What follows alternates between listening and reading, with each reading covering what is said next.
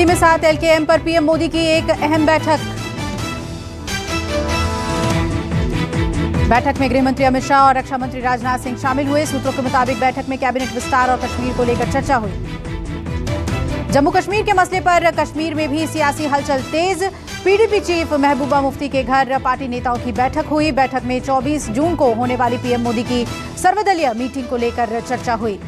Party के नेताओं ने मीटिंग में शामिल होने का फैसला महबूबा मुफ्ती पर छोड़ा। पीएम मोदी के ऑल पार्टी मीटिंग को लेकर पैंथर पार्टी ने आज केंद्र सरकार के खिलाफ प्रदर्शन किया।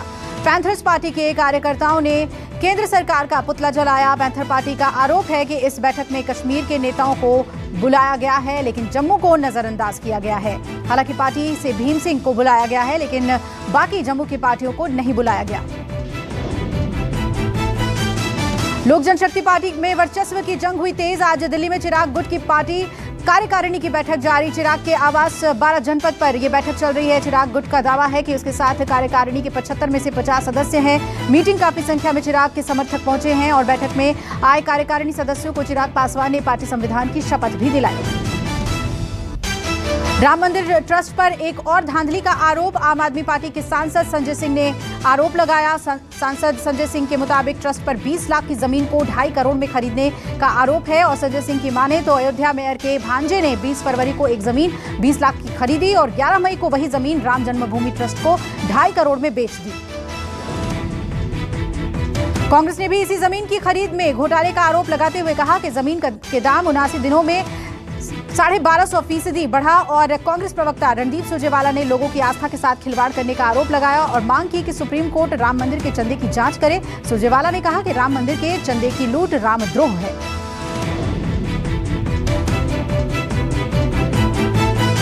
भगवान राम मंदिर निर्माण के लिए ये उस चंदे में भी मुनाफा की लूट कमाकर सवालों को पूछने से बंद करवाना चाहते हैं।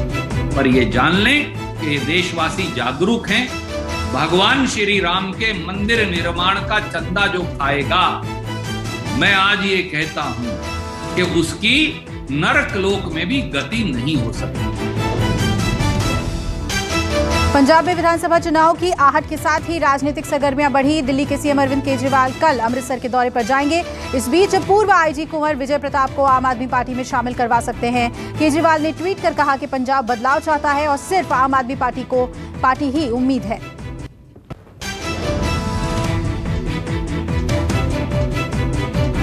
हरियाणा के सीएम मनोहर लाल खट्टर ने पंचकुला में वाटर स्कूटर राइड का मजा लिया। सीएम खट्टर ने पंचकुला में मोरनी गांव में कई एडवेंचर स्पोर्ट्स का उद्घाटन किया। पंचकुला में पर्यटन को बढ़ावा देने पर हरियाणा सरकार विशेष जोर दे रही है।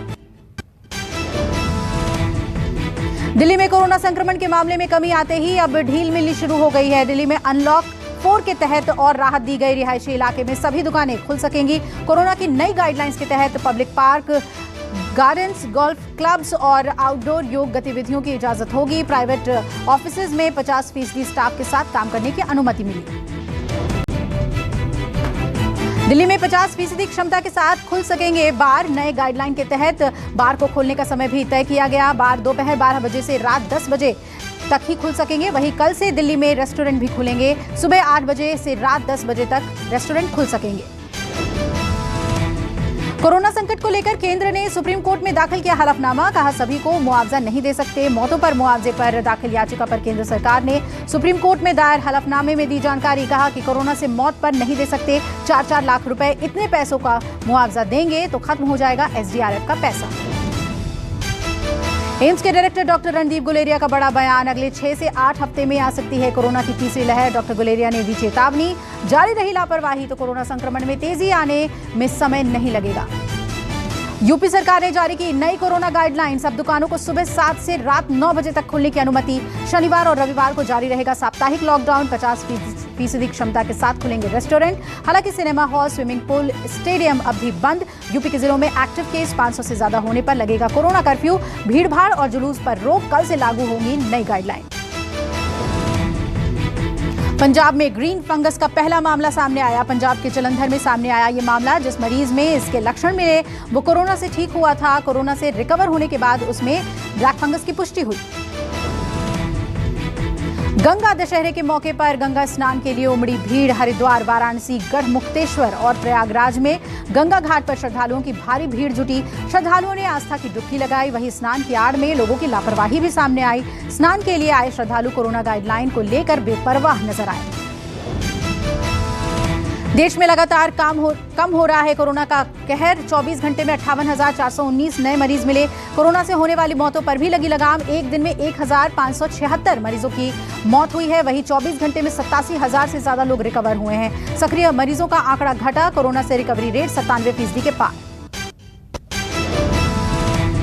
कानपुर में लगातार हो रही भारी बारिश से गंगा का बढ़ा जलस्तर। हरिद्वार के नरौदा बांध से छोड़ा गया 4 लाख क्यूसेक पानी जल्द पहुंचेगा कानपुर। बढ़ते जलस्तर ने लोगों और प्रशासन की चिंता बढ़ा दी है। बारिश से पूर्वी और पश्चिम चंपारण के कई गांव जलमग्न हुए। बारिश के चलते यूपी के कई गांव पानी नजर आ रहे हैं। सरयू नदी के जलस्तर में लगातार बढ़ोतरी हो रही है। बिजनौर में लाउडस्पीकर से लोगों को आगाह किया जा रहा है। उत्तराखंड में मूसलाधार बारिश से गंगा का जलस्तर बढ़ा। ऋषिकेश में कई घाट डूबे। ऋषिकेश में लक्ष्मण झूला में गंगा घाट, त्रिवेणी घाट, मायाकुंड, चंदेश्वर नगर में पानी भरा और परमार्थ निकेतन का कथा स्थल भी जलमग्न हुआ। हरिद्वार में भी भारी बारिश की वजह से उफान पर गंगा नदी। गंगा की तेज धार में 20 लोग फंसे लोगों को रेस्क्यू किया गया। अचानक पानी बढ़ने से नदी में फंस गए थे ग्रामीण। भारी बारिश से अलकनंदा नदी का जलस्तर बढ़ा। पौड़ी गढ़वाल के कई इलाके जलमग्न हुए। पौड़ी गढ़वाल के कई निचले इलाके में पानी भरने से लोगों की मुश्किलें बढ़ी। हालात से निपटने के लिए स्थानीय प्रशासन मुस्तैदी में जुटा। केंद्र सरकार के dream project all weather road पहली ही बरसात में हुआ जमींदोज। ऋषिकेश गंगोत्री राष्ट्रीय राजमार्ग पर चल रहा था चौड़ीकरण का कार्य। निर्माण कार्यों में कमी के चलते हुआ हादसा। ग्रामीणों के लिए हुआ जानमाल का खतरा। बिहार में लगातार हो रही बारिश से नदियां उफान पर। सारण में बीच नदी में पलटी मुसाफिरों से भरी नाव। मुसाफिरों ने किसी तरह से तैरकर अपनी जान बचाई। घटना की तस्वीरें वायरल हो रही हैं। आज फिर बढ़े पेट्रोल डीजल के दाम। पेट्रोल 29 पैसे और डीजल में 28 पैसे प्रति लीटर महंगा हुआ। दिल्ली में पेट्रोल के दाम 97 रुपए 22 पैसे। वहीं डीजल की कीमत 88 रुपए प्रति लीटर। कई राज्यों में पेट्रोल 100 रुपए के पार पहुंचा। पिछले 28 दिनों में पेट्रोल करीब 7 रुपए तक महंगा हो चुका है। दिल्ली में कई इलाकों में आज लोगों को पानी की कमी का सामना करना पड़ा। संगम विहार समेत कई इलाकों में पानी की सप्लाई बाधित होने से लोगों की मुश्किलें बढ़ी। बताया जा रहा है कि यमुना में प्रदूषण बढ़ने की वजह से ट्रीटमेंट प्लांट से पानी की सप्लाई कम हो गई है। इस बीच दिल्ली जल बोर्ड ने लोगों को सलाह दी है कि पानी का सही इस्तेमाल करें। भूकंप के झटके से दिल्ली की धरती हिली। दिल्ली के पंजाबी बाग में महसूस किए गए भूकंप के झटके। बताया जा रहा है कि भूकंप दोपहर 12:02 के करीब आया और भूकंप की तीव्रता रिक्टर के स्केल पर 2.1 मापी गई है। कल देर रात मणिपुर और अरुणाचल में भी भूकंप के झटके महसूस किए गए। दिल्ली मेट्रो में एक बंदर के घुसने से अफरा तफरी मच गई। बंदर मेट्रो के ब्लू लाइन में घुसा और थोड़ी देर मेट्रो में घूमकर अपने आप बाहर निकल आया। बंदर जब तक मेट्रो में रहा, यात्रियों की सांसें थमी रही।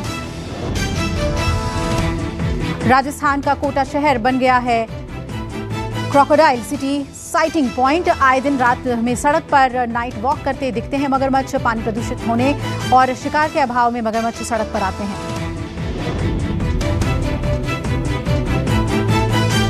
जम्मू के राजौरी में शहादरा शरीफ दरगाह के बाहर लड़कियों के नाचने का वीडियो वायरल हुआ। वीडियो में लड़कियां डांस करती हुई दिखाई दे रही हैं।